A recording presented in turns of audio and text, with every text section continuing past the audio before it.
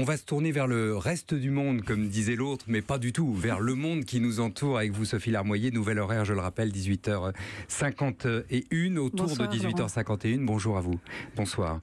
Bonjour, parce que quand on se balade à travers le monde, évidemment, c'est parfois bonjour, parfois bonsoir. Il faut ce soir s'intéresser à la Tunisie, qui a connu son premier mort de l'année dans des émeutes de la vie chère. Oui, voilà, un homme est mort dans la nuit à Tebourba. C'est une ville à l'ouest de Tunis. Il semblerait qu'il ait succombé à une insuffisance respiratoire à cause des gaz lacrymogènes lancés par la police. En fait, dans plusieurs villes du pays, Tunis et Tebourba donc, mais aussi Sidi Bouzid, Kasserine, Talla, Gafsa, des manifestants ont exprimé leur colère face à la flambée des prix. Des manifs qui ont souvent tourné à l'affrontement, aux émeutes et parfois au pillage. Alors cette colère, elle était prévisible, elle grondait depuis un moment, surtout depuis le vote du budget 2018. La hausse de la TVA sur de très nombreux produits et celle de contributions sociales sont entrées en vigueur comme prévu le 1er janvier. La rue, mais aussi l'opposition et les syndicats sont vent debout contre ces hausses. Parce qu'elles impactent, j'imagine, le quotidien des Tunisiens ? Absolument, elles touchent de très nombreux produits, je vous le disais. Alors c'est l'essence et les autres sources d'énergie, également les produits importés, l'immobilier et même l'alimentation. Et sur ces produits-là, les produits de base comme le pain, les pâtes, le couscous, le lait, l'huile végétale ou le sucre, ces produits sont subventionnés par l'État, mais l'économie informelle s'est développée pour profiter du système, des spéculations vont bon train et finalement il est difficile de trouver du sucre en vrac, il faut alors l'acheter conditionné et donc plus cher. Certains considèrent que ces hausses de prix vont obliger les Tunisiens à débourser 300 dinars de plus par mois et par foyer. C'est à peu près 100 €, mais c'est important, c'est quasiment le montant du salaire minimum qui est de 357 dinars. Ce qui est assez frappant, Sophie, c'est que enfin, vous me détromperez si je me trompe, mais c'est comme ça qu'avait démarré il y a 7 ans le printemps de Jasmin, non ? Oui, absolument. On se souvient de Mohamed Bouazizi, 26 ans, vendeur ambulant de fruits et légumes de la ville de Sidi Bouzid, une ville agricole du centre du pays. Il est mort le 4 janvier 2011, un peu plus de 2 semaines après s'être immolé par le feu, parce qu'une fois de plus, on lui avait confisqué sa marchandise, le gagne-pain de sa famille. Une fois de plus, on lui avait refusé une autorisation de la vendre officiellement. Et c'était effectivement le déclencheur des grandes manifs qui avaient provoqué la fuite du dictateur président Ben Ali dès le 14 janvier.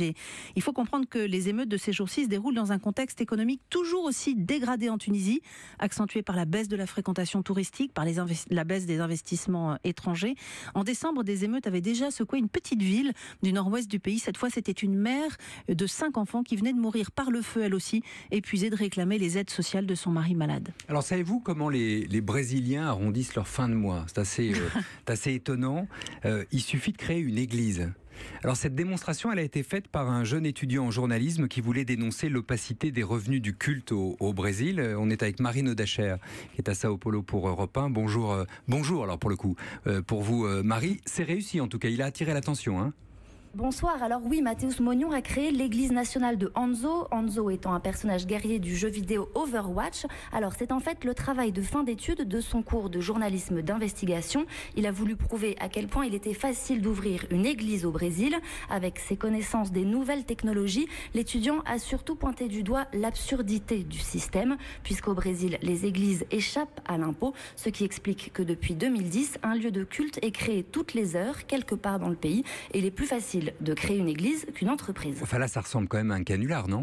Pas du tout, et ça passe. Il a créé une nouvelle religion qui, selon les statuts, promeut l'histoire de Hanzo, principale icône de notre foi.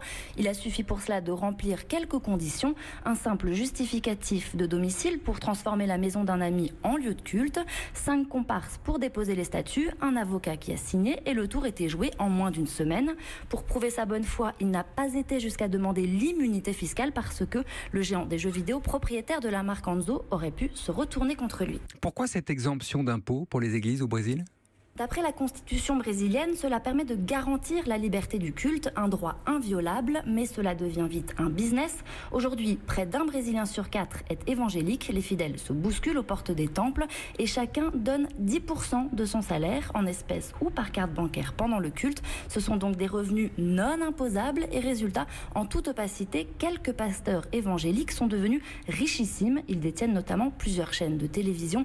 En tout cas, j'ai pu parler à l'étudiant, Mathéus, ça démontre démonstration a dû gêner quelques intérêts car il a déjà reçu des menaces, non pas de mort, mais on lui a prédit qu'il brûlerait en enfer. Non, on joue pas comme ça avec la religion. Merci beaucoup Marine Dacher depuis Sao Paulo donc pour Europe 1. Sophie, un mot de ce qui vous arrive à partir d'aujourd'hui si vous débarquez à l'aéroport de Tokyo. Eh bien, vous allez rencontrer 7 robots qui sont là en test et qui sont chargés d'accueillir et de guider les visiteurs pour les JO de 2020 en 4 langues, s'il vous plaît. Ils pourront porter les bagages, indiquer une direction ou traduire du japonais. Leur mascotte ressemble à un petit chat. Et le défi pour le Japon, c'est d'organiser ces JO avec une pénurie de main-d'œuvre du fait du vieillissement de la population. Et des robots donc. Et des robots. Ouais. Bon, nous, on est encore bien en chair et bien en os, tout va bien. Sophie Larmoyer, merci, à demain. À demain. Même horaire, 18h50 sur Europe 1.